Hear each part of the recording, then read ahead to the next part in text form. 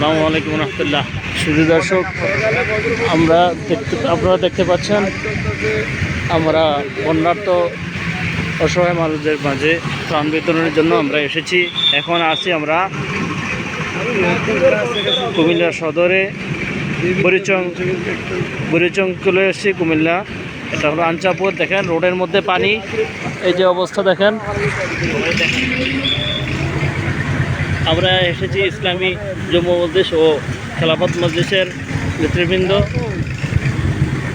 আমরা অসহায় বন্যা দুর্গতদের জন্য কিছু হাদিয়া নিয়ে এসেছি।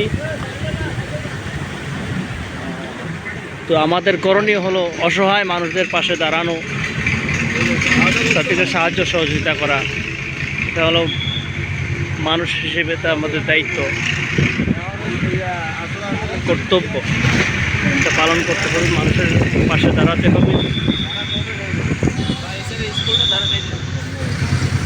এই যে দেখেন একটা বিদ্যালয়, স্কুল, তার অবস্থা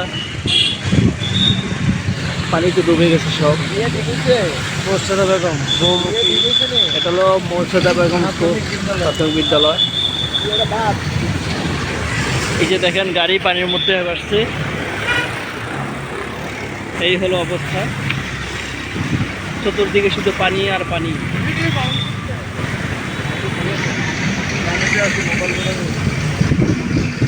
বেশি লং করে না, ছোট করে।